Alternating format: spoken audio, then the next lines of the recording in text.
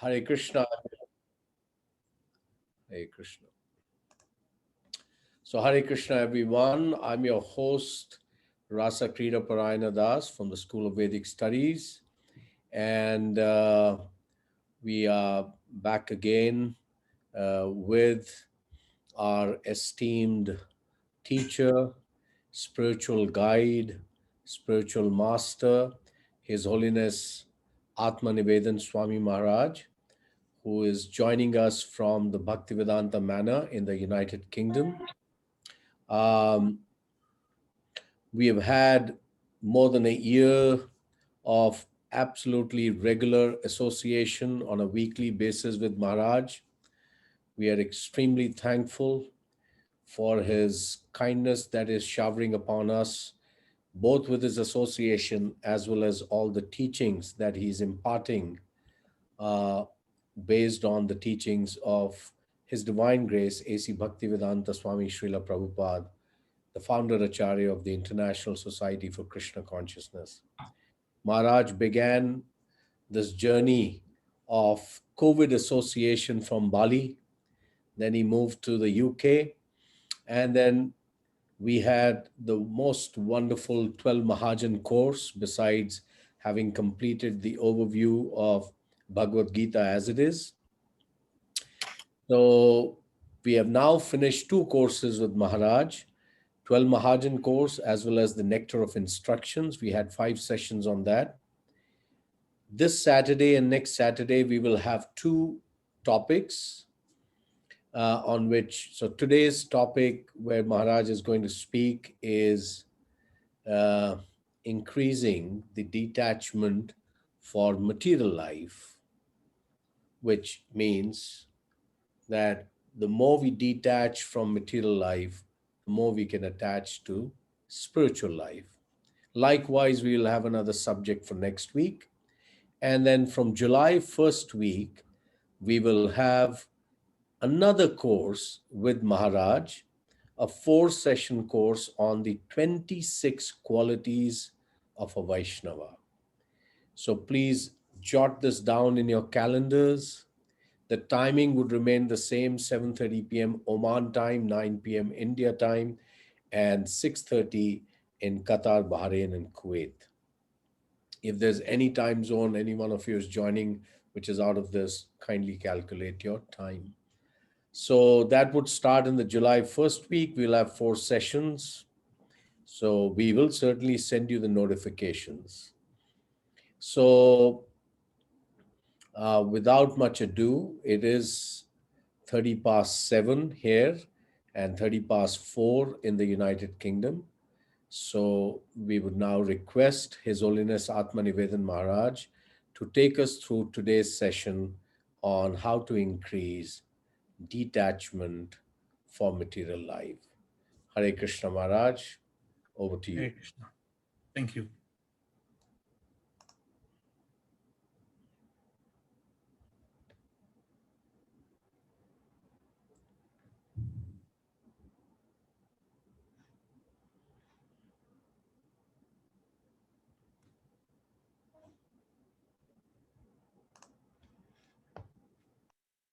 Hare Krishna, everyone. So this topic is actually a very big topic. It is, I have tried to condense it in a short time, but it could probably take a whole year to really digest the subject matter. So I hope that this short presentation will at least whet your appetite. Hare Krishna. So I hope that this presentation will whet your appetite for increasing more and more understanding of Krishna consciousness and then the principles of it, and then put it into practice. So we will start our presentation. Om Ajnana Trimanandasya Jnananjana Salakaya Chakshuzunmritam Yena Tasmai Sri Guruve Namaha Vanchakalpatrobhyascha Kripa Sindhu Vyecha Patitanam Pavanebhyo Vaishnavyo Namo Namaha. Jai Sri Krishna Chaitanya Prabhu Nityananda Sri Advaita Gadadhar Srivasadi Gaur Bhakta Vrinda Hare Krishna, Krishna Krishna, Hare Hare, Hare Rama, Rama Rama, Hare Hare, Hare Krishna.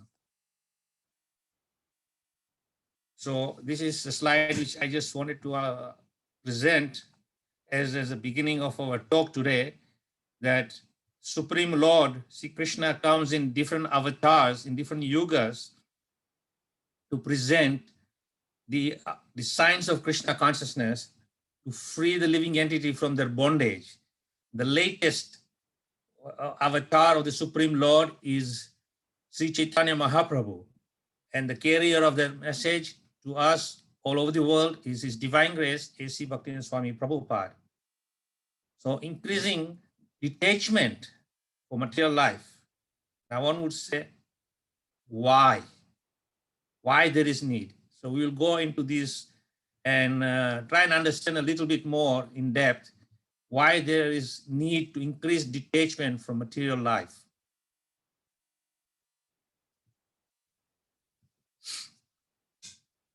Decreasing attachment for material life. What does that mean? It means that we want all the fineries of this material world which can offer. So I have put a little indication here: a most expensive car, a most prestigious job, most prestigious residential quarters, and so forth. Now, increasing attachment from spiritual life means to actually take shelter of a bona fide spiritual master who is realized in this knowledge. As Krishna says, Jnaninas Tattva Darshina in the Bhagavad Gita, Krishna says, one who is self-realized can impart this knowledge onto you. And what is that knowledge? That knowledge is about Radha and Krishna, how to appreciate the Supreme Lord and his wonderful pastimes.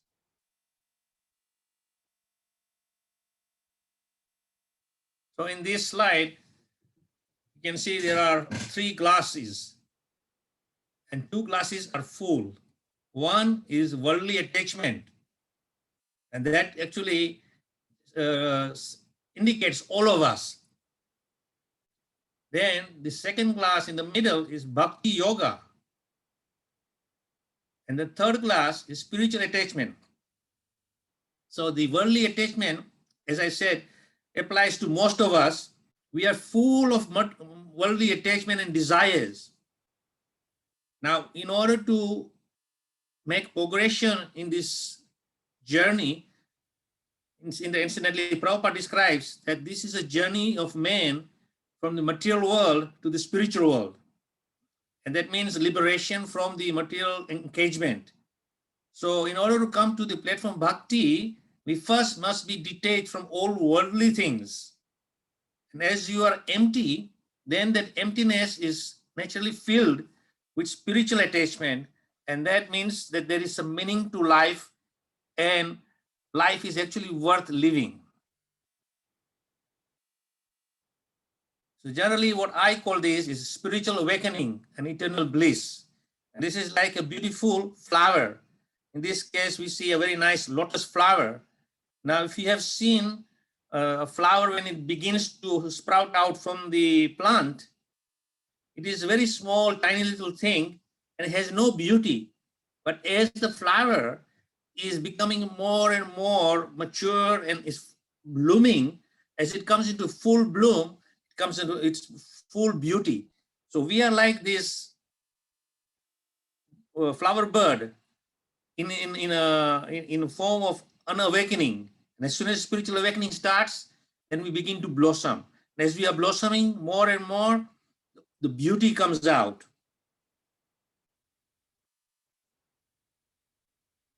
So I will now give a short 5-minute lecture of Srila Prabhupada, what he says, because I think this is very important to hear from Srila Prabhupada. So please pay attention to this, and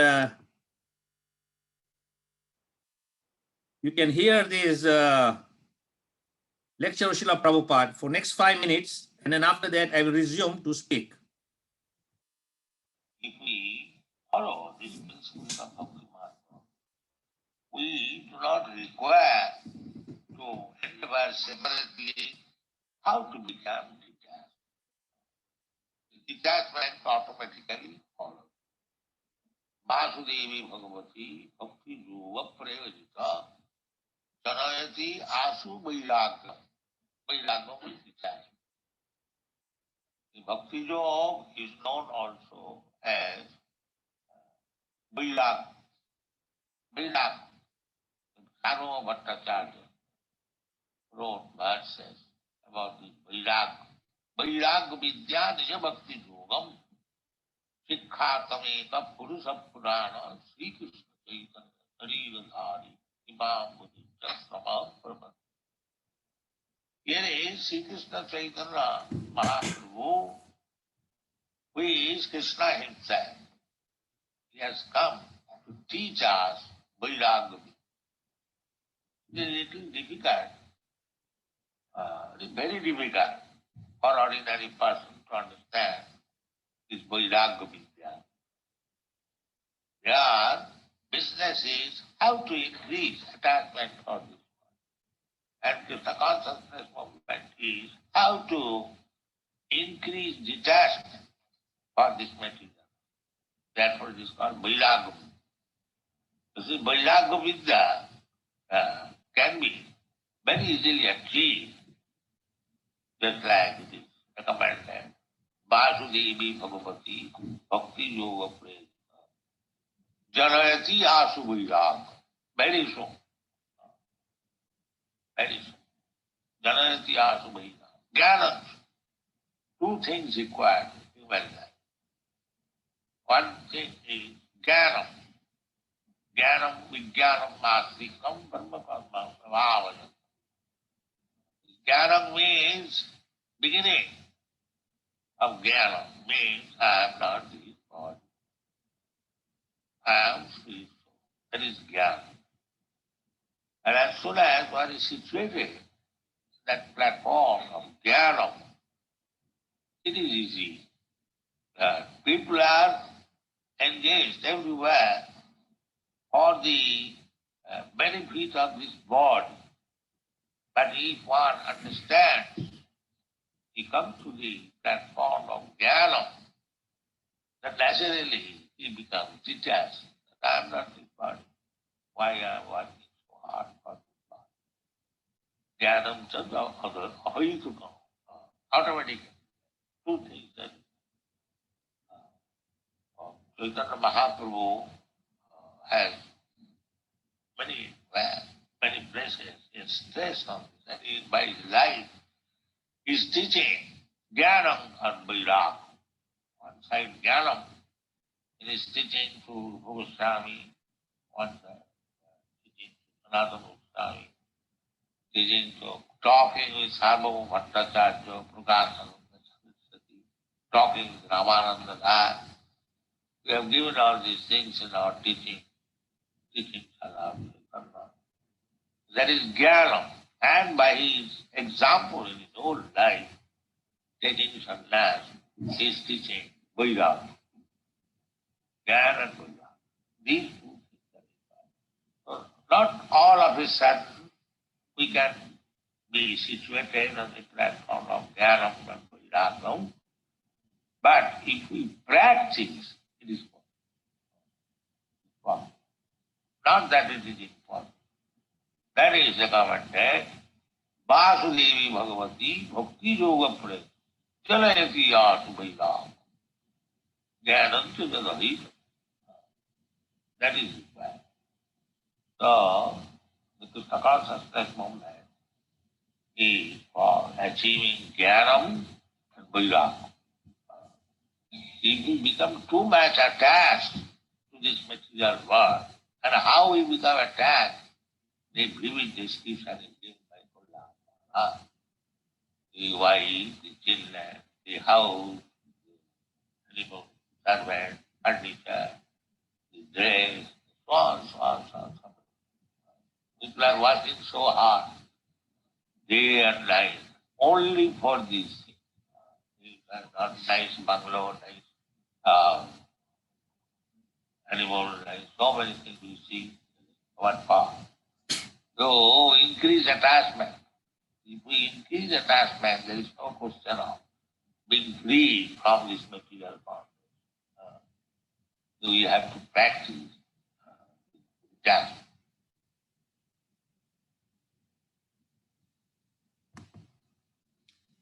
So we have heard from Srila Prabhupada how he is explaining, and also the great saintly persons in our lines, like Rupa Goswami, Sanatana Goswami, Sarvabhauma Bhattacharya, and many other great stalwart acharyas. So I will now begin to make a little bit detailed explanation of what Prabhupada has said. Reducing materialism. Now, number one, we aren't the things we own. The problem is that we view things as possessions in the first place. So we think this is all ours, this is mine, mine, mine. And we are on a completely wrong footing. And because of the wrong footing, we become attached to everything. Then we think relationships are about doing and not having. So we have to have an understanding of depth of what is relationships. We become attached to everything. Create a system of goals and challenges, all about serving, getting rid of unnecessary things. See wealth as a challenge and not a result. Building intangible assets. So these are the 7 things which should be mindful and reduce them in a proper way, so that we reduce our attachment to materialism. And if we do that, then as further explanations are there, will bring us happiness. So you might wonder, what is the connection between spiritual awakening and eternal bliss? In fact, there is a deep connection, so deep that you cannot fathom it until you experience it. The majority of human race is looking for happiness on the outside. It is looking for power, material wealth, name, fame, thinking that if I have all these, I will be happy. But we have seen from our own experience of other persons who have power, who have material wealth, who have name, who have fame, but they are deprived of this happiness. Therefore, we can understand and draw conclusion with our intelligence that these are not the things which is going to bring us happiness. But they are not the things that bring us happiness, that bring us bliss. You will be surprised to see that the same thing brings misery. So all the things we think are going to be bring us happiness, in reality is the same thing will be the cause of our misery and suffering. When you get a certain position, you are satisfied for some time. But after that, honeymoon period has elapsed. You want to get to the next position. This is our situation. So you get to the next position in the rat race, leaving the others behind. And when you are not able to do so, it brings you misery, what we call midlife crisis. The same thing happens with any other form of happiness that you want to seek from the outside material world. Now, we have to clearly understand this concept that the world around us is there to facilitate us, but not to make us happy. These are the things are not going to make us happy. Obviously, there's a great saying, with money you can buy the best bed, but you cannot buy sleep. With money you can buy the best luxurious food, but you cannot buy appetite. Money can buy you the best hospital and medical treatment, but it cannot free you from the disease condition.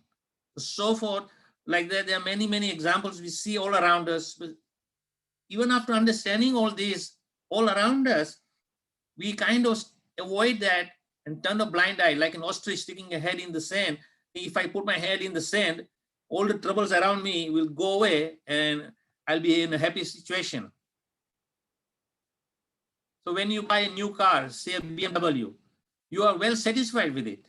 You are well satisfied with the accomplishment. But after some time, you want to get the next appealing car in the market. And for that, you work very hard and you are able to get your next car. But soon, exuberance associated with the new car dies down and the cycle repeats. So we get a nice BMW and we are very happy, and everybody around you says, oh, you are so fortunate, you have got the best, most luxurious car in the marketplace. but you are not satisfied. Why? Because there is something else which has come up. And this is a Tesla, which is the latest electronic, most luxurious, expensive car in the world. And you want that. And when you get that, what will happen? After some times, you want more. You're never satisfied. So the same thing happens when you are in an apartment. You're not happy enough about your dwelling place. And you want to buy a house. Once you get a house, you're happy about it. But the happiness is fleeting. After some time, when you have enough money, you want the next big house. And the next big house gives you the same fleeting happiness for some time. The same thing happens when you plan your vacation trip. You are happy about what all you'll get to see and do, but that happiness is fleeting. So these are examples that we have great expectation, and we reach those small minor goals, but it doesn't bring us the happiness. We want more. We want more. So just like as I said, yeah, living in an apartment, but you're not satisfied. Why? Because you want more. In India, there is a whole tradition saying, for basic survival and a good life, all you need is roti, kapara, or makan. Roti means little food to satisfy your hunger, kapara to cover your body with decency, and makan, a small dwelling place which you can call a home. But we are not satisfied with that. What we want is something even more better, with the more luxurious facilities.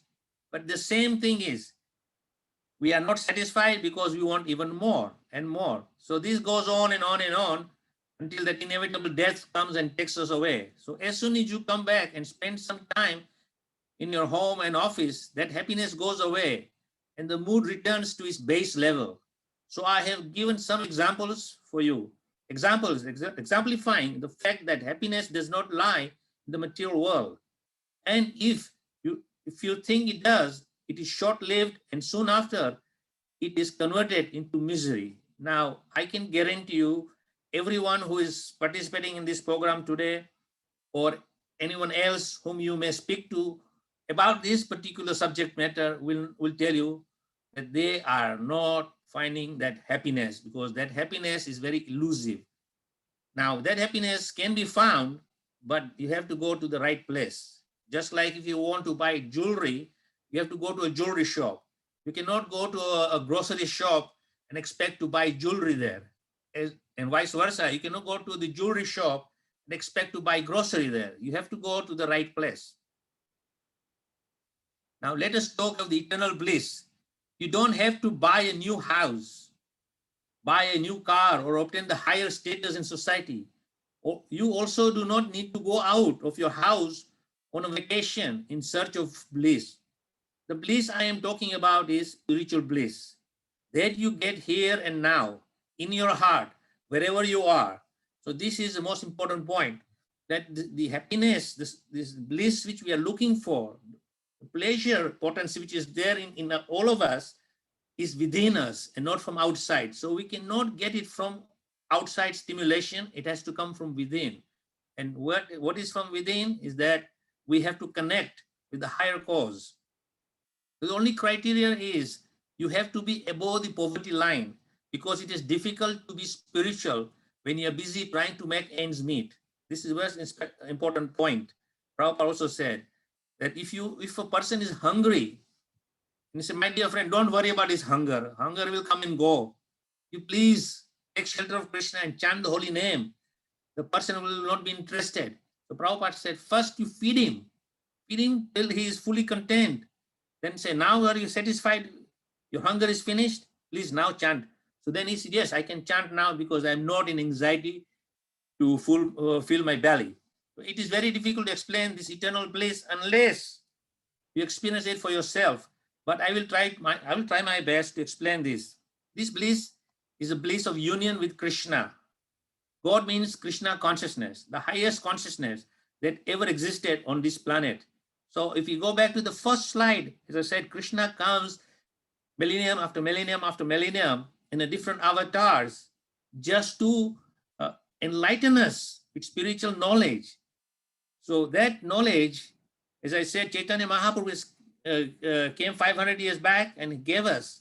And this is the highest consciousness you can get on this planet, where you cannot get it anywhere else. When your consciousness is nearer to Krishna consciousness, the first criterion is you need to detach yourself from everything in the material world. Detach yourself from your car, no matter how costly it is. Detach yourself from your big house. Detach yourself from the status. Detach yourself from all material things, while your heart is still filled with love. So, as I said, that the soul, when it takes birth in this material world, the Supreme Lord has very kindly given two aspects to that soul when he merges into this world and takes up a material body, is that one, his heart is full of love, and two, he's been given a certain length of time, from the time of birth till the time of death. Now, Krishna has given you these two aspects freely, without any expectation, but he has also given you intelligence, how you use your love and how you use your time. That will decide your destiny, whether you will be a happy person or a miserable one. So this may seem surprising, what I'm saying, but detach yourself from your near and dear ones. And this means that don't be in illusion thinking that your near and dear ones are going to be there to help you in any way. They cannot, unless and until they have also become detached and they are full of spiritual bliss. Then they can give you spiritual bliss. Otherwise, they are in the same miserable condition as you are. Neither one can help each other. So attach yourself only and only to Krishna. Only then you will be in union with Krishna. This is Krishna consciousness. So this aspect is very important, that we attach ourselves only to Krishna and nothing else. That is the only way we will then find that elusive bliss. Otherwise, there is no happiness in this material world. This is also known as Bhakti Yoga. In the Bhagavad Gita, Bhakti Yoga means union with Krishna, and this involves yoga for the body, the heart, the mind, the meditation of your heart, your mind, and your consciousness. Once you attach your mind to the highest consciousness, and nothing else in the material world matters. So we have to become fully attached to the highest and nothing else. Because if we go for something else, then you will not get Krishna consciousness. Go back to the 3 glasses of water, as I said. One glass is full of material things, and one glass is full of spiritual bliss. And in order to get to the spiritual bliss, first you have to empty the material things, then you can fill it up with spiritual things. So then naturally a feeling of bliss follows in your heart and in your consciousness. The consciousness is elevated from its base level, and you experience transcendental bliss in your mind and in your heart. So this is the process, that if you want to actually experience that transcendental happiness, which is by right yours, as Krishna explains in the Bhagavad Gita, that every living entity has that natural position, constitutional position of Sat, Chit, Ananda. Sat means eternal, Chit means full of knowledge, and Ananda full of happiness. So if you want to experience that natural Sat, Chit, Ananda, then you have to forsake the material things for spiritual things. And when you replace your material things and material attachment with spiritual things, then naturally you will begin to experience transcendental bliss. And as you're experiencing this transcendental bliss, the more and more you experience, the more and more you want. And more and more you want, the more and more you endeavor for it. And there is no cessation for that, because transcendental bliss is unlimited. To attain eternal transcendental bliss, you need to detach yourself from the material world and need to do a lot of introspection. You need to ask basic question: who am I? Why I am here? What is my purpose? You need to contemplate it on it hard. And when you are sitting down with calm mind and then ask these questions. Now, asking questions is one part of the process. Second is seeking the answers to these questions.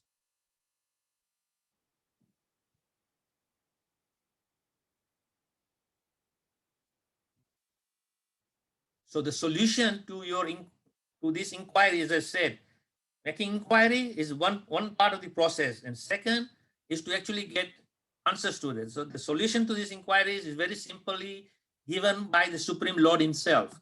If we accept this with faith, without question, then Krishna will reciprocate with you, and he will then show you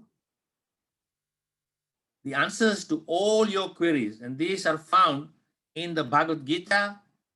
And of course, in this slide, you can see there is an incense burning, there's a Bhagavad Gita, and there's a set of chanting beads. So what is the process? You read the Bhagavad Gita will teach you how to worship the Supreme Lord, and how to worship the Supreme Lord is by chanting his holy names. If you put these three things together, then you're on your way to that transcendental bliss. So the main, which means you and I are tripartite human beings. That means we are consist of three things: spirit, soul, and body. Now I have separated these three individually because spirit means the very consciousness. The soul is the heart of that consciousness. And the body is an external covering which has been granted us to make this eternal journey from the material world to the spiritual world. So in this slide, we can see that we are just basically, as Prabhupada has many times mentioned in his talks, in his books, gross body is made of bones, blood, mucus, bile, muscles, and so forth. The soul is accompanied by three servants: mind, intelligence, and ego. And the very soul, natural spirit is consciousness. That consciousness is the identity of the soul. So when the body is conscious, then you can understand the soul is present. And when the soul has departed the body, then it is just a lump of bones, blood, muscles, bile, and mucus. So we have to do three things to attain this transcendental eternal bliss. One, attaching yourself to the highest Krishna consciousness. Two, detachment yourself from the material world. Three, a lot of self-introspection has to be done. If you do all this, then you will have to do then it will come to the conclusion you'll have to do transcendental meditation. Now, what is this transcendental meditation? It's japa, chanting the holy name of Krishna. So this again is very kindly given to us by Sri Chaitanya Mahaprabhu. A very simple process. He says, Hare Nam, Hare Nam, Hare Nam, Eva Kevalam. Kalo Nasteva, Nasteva, Nasteva, Gatiraneta. 3 times he is repeating, chant the holy names, chant the holy name, chant the holy name. In this day and age, there is no other way, no other way, no other way for salvation for mankind. So we have this mantra. Embrace this mantra in your heart, in your mind, everywhere, so that wherever you see this mantra. Hare Krishna, Krishna Krishna, Hare Hare, Hare Rama, Rama Rama, Hare Hare. If you chant the 16 syllables, Prabhupada says, you are now connecting to that higher consciousness. And when you connect to the higher consciousness, then you have now uplifted yourself from the base level to a higher level. The world is full of darkness and ignorance, but Krishna consciousness is transcendental to this material world. In Krishna consciousness, there is no darkness, but simply light. Of course, light doesn't mean just physical light. Light means it's a metaphor for knowledge, that you are in knowledge of a higher understanding. If you try to find things at night, it becomes very difficult. However, in daytime, there is no difficulty. The Shastra enjoys that. We leave this darkness and come to light. This light is given by the Guru. So we are very fortunate that in this time and age where there is darkness everywhere prevailing, we were blessed by one of the eternal associates of the Supreme Lord who came to this material world in the beautiful form of His Divine Grace, A.C. Bhakti Swami Prabhupada. And he took great trouble to enlighten the world with the message of Sri Chaitanya Mahaprabhu and bring us to Krishna consciousness. So we have this at our disposal. All we have to do is seek his blessings, hold on to his lotus feet, and hear the words he has given us, and we are on our way. There's this Sanskrit prayer, Om Jnana Trimnandasya Jnananjana Salakaya Chakshu Zunitamena Tasmai Sri Guruve Namaha. So this prayer is very important. This prayer is saying, I was born in the darkest ignorance, and my spiritual master opened my eyes with the torchlight of knowledge. I offer my respectful obeisances unto him. So this is where we seek the blessings of the saintly person, because he is the one who is opening our darkened eyes with torchlight of knowledge. And therefore, to show gratitude, we show our respectful obeisances unto him. And this is the way of reciprocation with saintly persons. When you show gratitude and respect to the saintly person, he is obliged to give you that transcendental knowledge and free you from darkness of ignorance. So in the Srimad Bhagavatam, 3rd canto, text chapter 25, text 20, this is specifically Prabhupada has given a separate booklet. It's called Teachings of Kapila Dev. In that verse, Prabhupada cites very clearly that even a learned man knows very well that attachment for material is the greatest entanglement of the spirit soul. That same attachment, when applied to the self-realized devotee, opens the doors for liberation. So this verse is very important. It's showing us that when we become attached to the material things, it will be the greatest entanglement for the spirit soul. But at the same time, if you transfer that attachment to a self-realized soul, as I mentioned earlier on, then he will open the doors for liberation, and he will free us from this darkness of ignorance and show us the path of bhakti, which will lead us to ultimate salvation.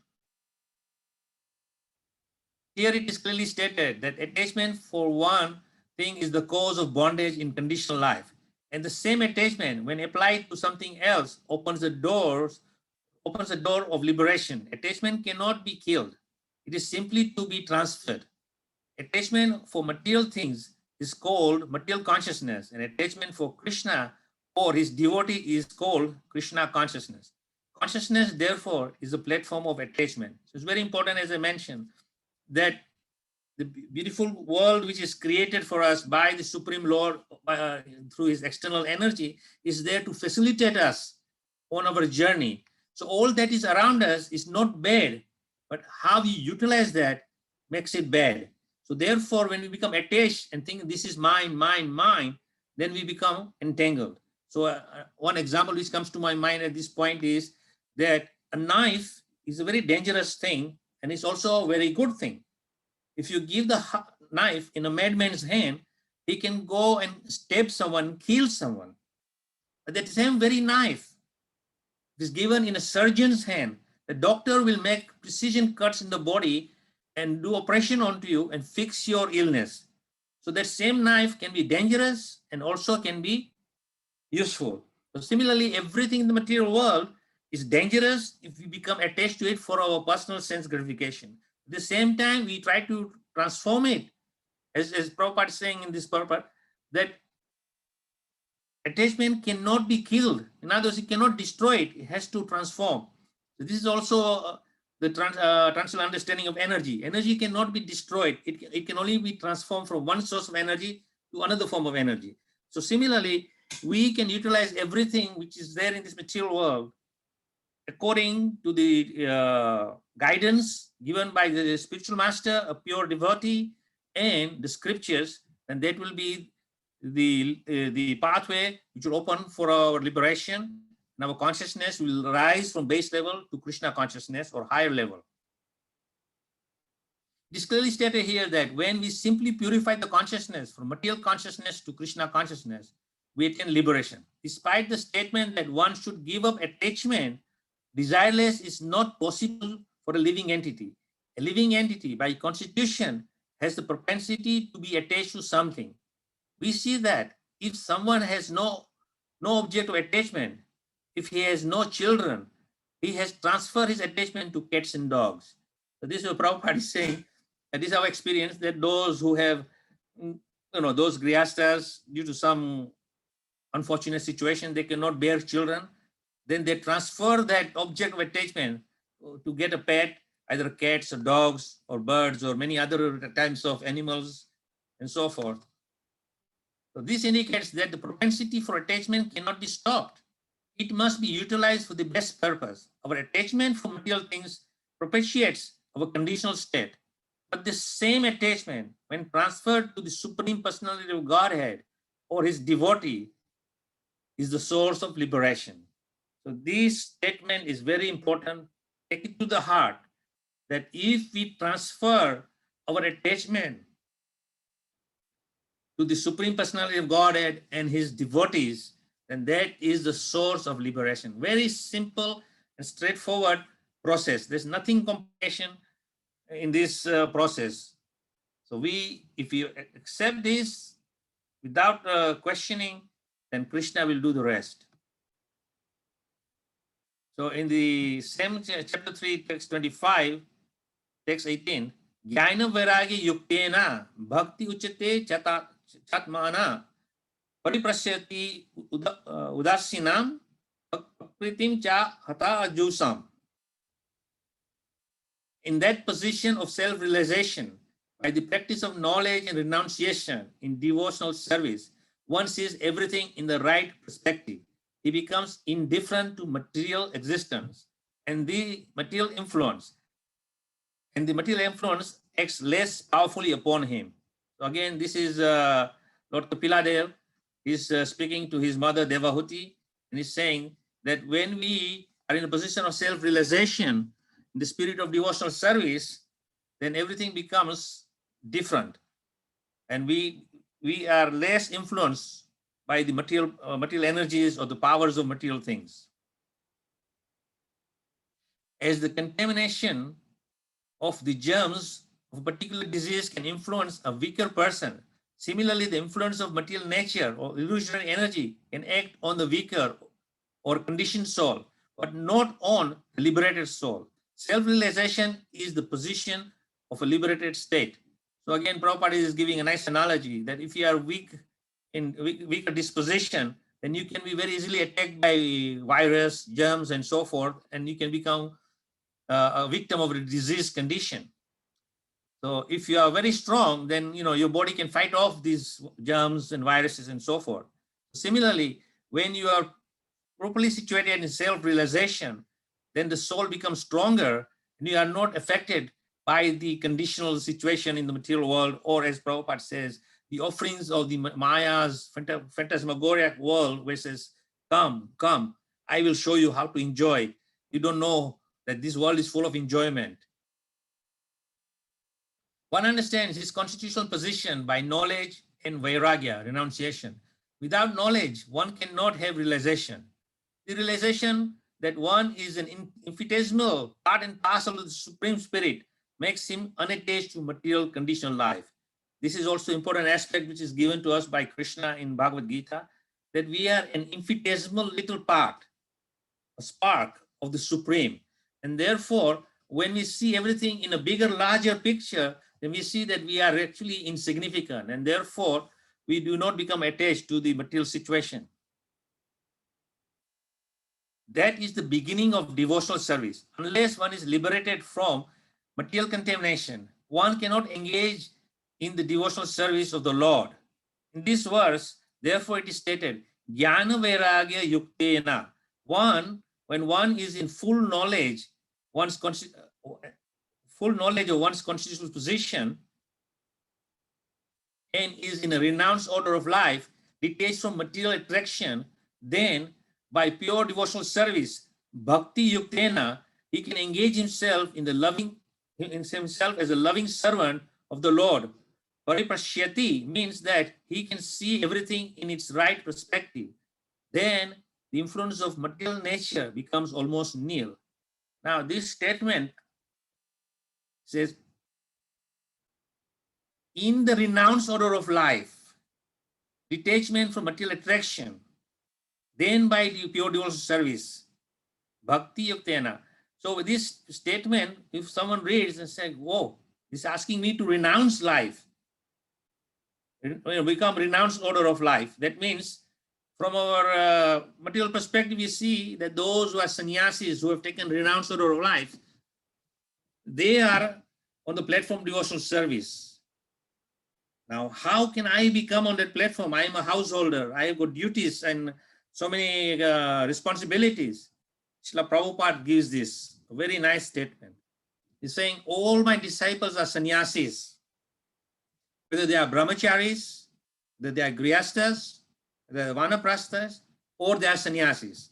Prabhupada said they are all sannyasis. Why? Because they have understood the conclusion of devotional service and they have given their life for Krishna. So no matter which state of condition you are in, as Chaitanya Mahaprabhu says, it doesn't matter whether you are brahmachari, grihastha, vanaprastha, sannyasi. You simply take two devotional principles, then you are renounced. Renounced from what? Not the renunciation which is given in a technical sense, but you are renounced from the material world. You are detached from the material world. So don't be scared of this statement. Just engage yourself, as this verse says, Bhakti yuktena. Engage yourself in love as a loving servant of the Lord. This is also confirmed in Bhagavad Gita, Brahma Bhuta Prasnatma, Bhagavad Gita chapter 18, text 54. When one is self-realized, he becomes happy and free from the influence of material nature. And at that time, he is free from lamentation and hankering. The Lord states that position as Mad Bhakting Labate Param. In the same verse, chapter 18, text 54. The real state of beginning devotional service, similarly, it is confirmed in the Narada Pancharatra that when the senses are purified, they can be engaged in the devotional service of the Lord. When devotional service of the Lord, one who is attached to material contamination cannot be a devotee. So this is a very underlying principle, that if you have material attachments, then you cannot become a devotee. You can change your dress, you can put a tilak on your forehead, wear a kuntimala around your neck, but that doesn't make you a devotee. What makes you a devotee is, as Prabhupada says, if there is a change of heart. When the change of heart takes place, then you are now fully attached to the Supreme Consciousness, Sri Krishna, and therefore you are qualified to be his devotee. Again, this is a continuation of Srimad Bhagavatam, Canto text 25, chapter 25, text 23. Engage constantly in chanting and hearing about me. The Supreme Personality of Godhead, the sadhus do not suffer from material miseries because they are always filled with the thoughts of my pastimes and activities. So again, Lord Kapila Dev, the Supreme Lord himself, is instructing his mother in the art of devotional service, and he's saying, engage constantly in chanting and hearing about me. The Supreme Personality of Godhead and the sadhus do not suffer from material miseries because they are always filled with the thoughts of my pastimes and activities. This is a secret, that if you are always engaged in thinking of Krishna and his activities, in his pastimes, then you will never feel the pangs of misery.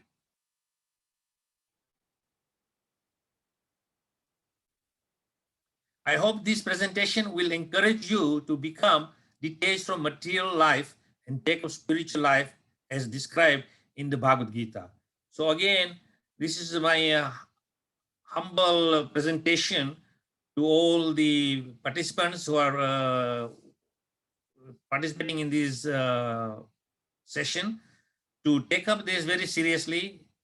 Do not fear, because when you take shelter of Krishna consciousness, and Krishna says, Aham tam sarva papebhyo, I will free you from all acts of miseries and sufferings.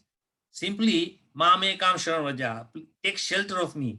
So Krishna is giving us clear indication how we can become happy, simply by taking his shelter, follow his instructions, put them in practice as described in Bhagavad Gita, and we will then be free from all miseries.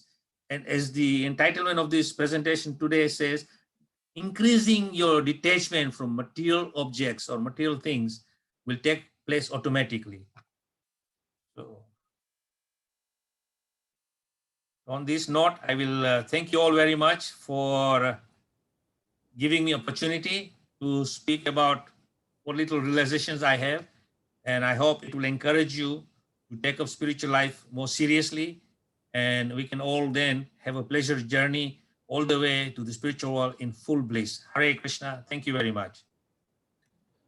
Hare Krishna Maharaj. Indeed, a very wonderful presentation, particularly the three uh, glasses, that you showed were really beautiful, because there is the material attachment, and then you had the glass with the spiritual bliss, and in between there's a filtration process. So, and I think that says it all, that how we have to use the process of devotional service, which you brought out very succinctly through the teachings of Srila Prabhupada and Sri Chaitanya Mahaprabhu, which is based on the chanting of the holy names of the Lord. One more point that you brought is that when we are truly interested to know who am I, then we need to approach a spiritual master. And as it is said in the Mundaka Upanishad, Tad Vijnanartham Sagurum Eva Bigachet. This verse Prabhupada would quote a lot. Samit Panihi Shrotriyam Brahmanishtam. That anybody who's interested to know the absolute truth scientifically must approach a bona fide spiritual master and offer everything in sacrifice to him. And a spiritual master who's actually rooted in the truth and is obviously is in the disciplic succession. So thank you very much again.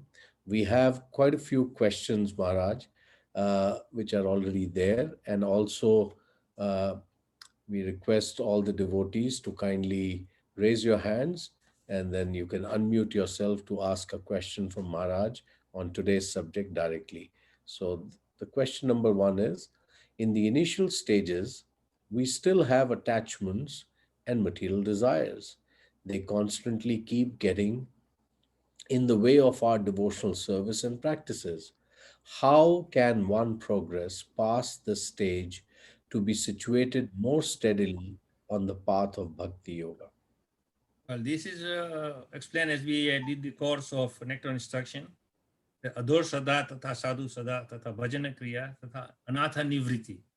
The fourth stage is Anatha Nivriti. So Anatha Nivriti is a stage where we are removing all these attachments which are deeply rooted in the heart. And how that takes place is by Bhajana Kriya, by chanting and associating with pure devotees, hearing the subject matter. And if we constantly attach ourselves to this, then as today's presentation also explains, that this detachment will automatically come, because you are trying to empty your heart from these attachments, and then it will be filled with spiritual things. So Prabhupada explains that just like, you take the buttermilk which is churned and you get butter, and when you put the butter on the stove and heat it up, as you're heating it, it separates from the impurities and pure ghee is separated.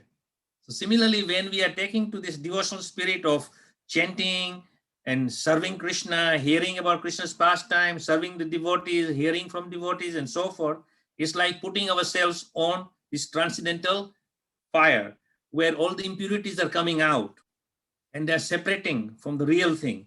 So this is natural, it will come. But as the sloka from Rupa Goswami says, Adho Sada Tata Sadhu, the Bhajana Kriya Anatha Nivriti, and after Anatha Nivriti comes Nishta, firm conviction. So when that conviction comes, then you are almost there where you have removed all your attachments.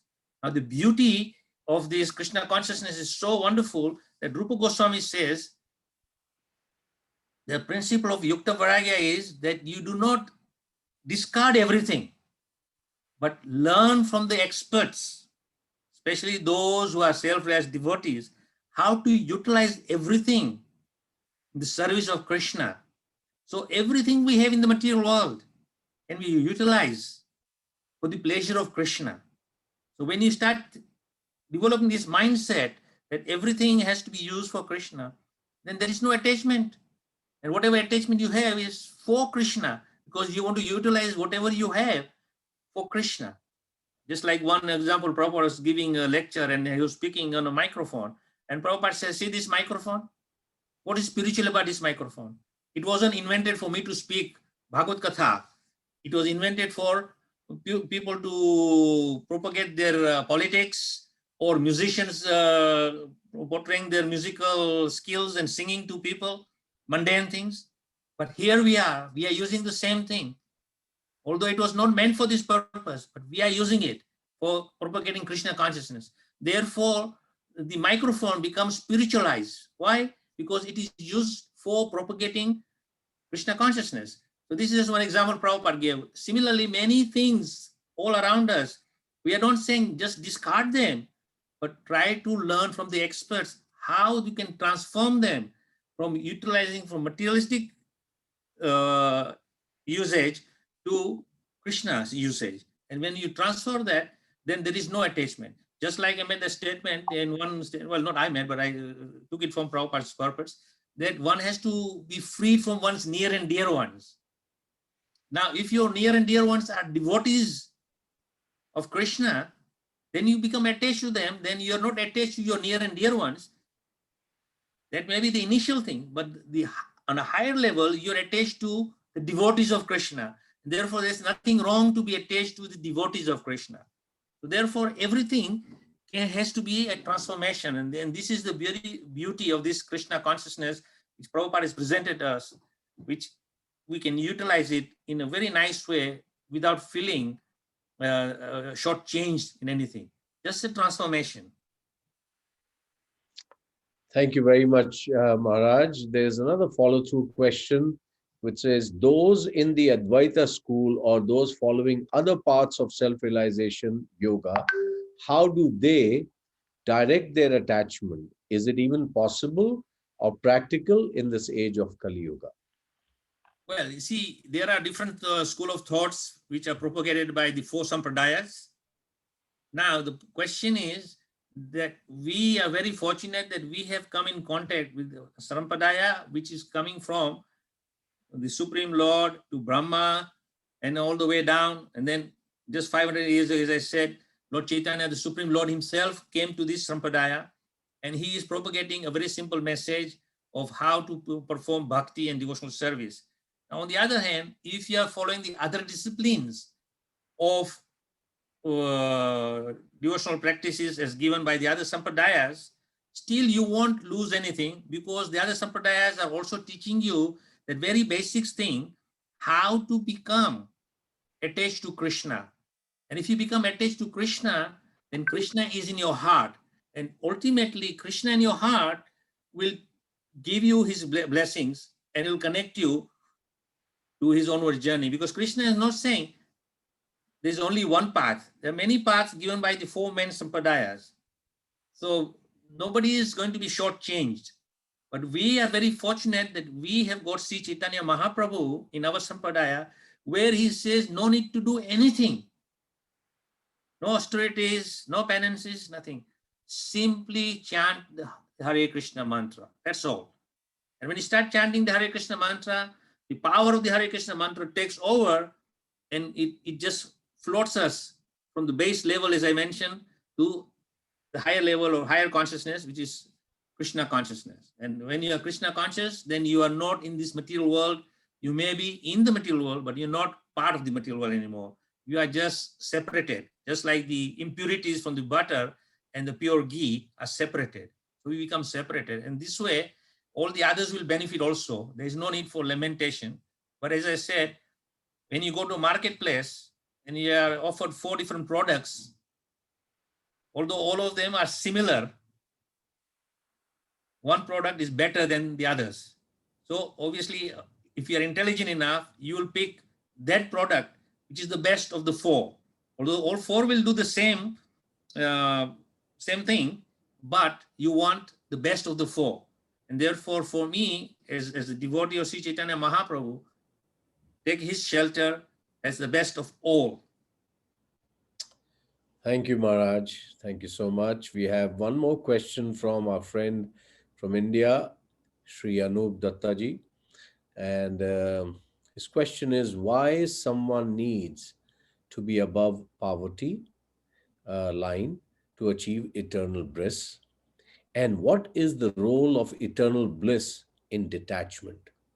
So there are 2 parts to the question. Well, one, of course, we have to be above the poverty line is that, as I mentioned, and Prabhupada also said, if a person is suffering from need of want, then if you ask him to take up spiritual life, it will be very difficult.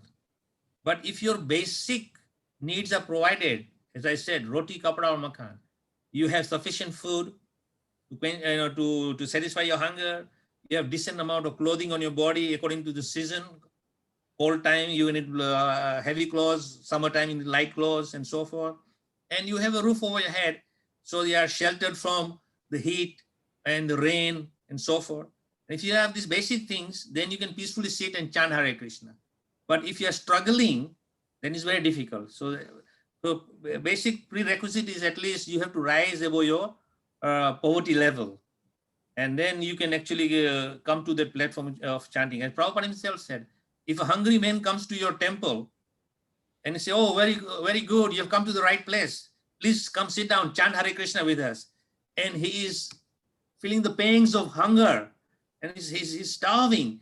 And is he going to be happily sitting with you and chant Hare Krishna? No, you give him nice place of prasadam, his hunger is satisfied, and then he say, oh yes, now I will sit down and chant Hare Krishna with you. So in order to perform devotional activities, at least you have to have some basic things provided. And I would say we should not be worrying about these basic things, because by the grace of the Supreme Lord himself, he provides us with our basic necessities. Prabhupada gave this example that the big elephant is provided his diet, a small ant is provided with his diet, and we come somewhere in between that. So if the elephant and the ant is provided, why do you think in-betweens will be neglected by the Supreme Lord? Only thing is that we are not satisfied with what we get. As I started with my presentation in the beginning, that we are not satisfied with one thing, we want more. And you get more, you want bigger and bigger and better, bigger and better. And we kind of get lost and entangled in that. So that one aspect is that. Second aspect is, what is the second The question? role of eternal bliss in detachment. Okay. You see, as I made in my presentation, detachment means that if you are free from these attachments, then you will actually experience bliss. Why? Because the very attachment to these things is the cause of your suffering. So as I explained in the earlier answer to a question, that you just transform these things for the pleasure of the Supreme Lord, then automatically you will also be able to utilize the same thing, but not for yourself, but you will still get the benefit of it because you're using it for the pleasure of the Supreme. And therefore it's very important that we actually understand this concept that we are simply here for the pleasure of the Supreme Lord. Now one may say, why God is saying like that? Why he wants to be pleasured by us? But don't forget, Krishna says very clearly, Yatha mam prapiyante, says, as you are reciprocating with me, as you are giving me pleasure, I will give you pleasure also. It's a two-way relationship, just like the husband and wife. You know, when a husband and wife are in proper understanding and good relationship, and each one will help each other and you'll be a happy union. But if the husband is taking, and wife is giving, it's a very unhealthy situation, or vice versa. Wife is taking, and husband is only giving, then again is unhealthy situation. But the pleasure is in giving and taking. You give a little, you take a little, and you are in a happy situation, in the balanced way. So similarly, with the Supreme Lord, to get the transcendental bliss, happiness, as Krishna says, Sachit Ananda, that Ananda is part of your constitution. It is your birthright. But we have forsaken it because we are thinking that happiness comes from material objects. And therefore, we are struggling. And we see all around us, east, west, north, south, doesn't matter where you go, rich man, poor man, learned man, illiterate man, famous person, unfamous persons, any you take, any category, all of them are suffering in this material world because they are not connected with the Supreme. So that is at least my answer to your question. Thank you very much, Maharaj. And we'll take one more last question from Chandrika Mataji. Dandavat Pranam, Gurudev. Why many children of devotees do not like to chant And children who are not children of worshippers sometimes hide from their parents to chant and pray. So, Hare Krishna. Okay, it's very simple answer to that.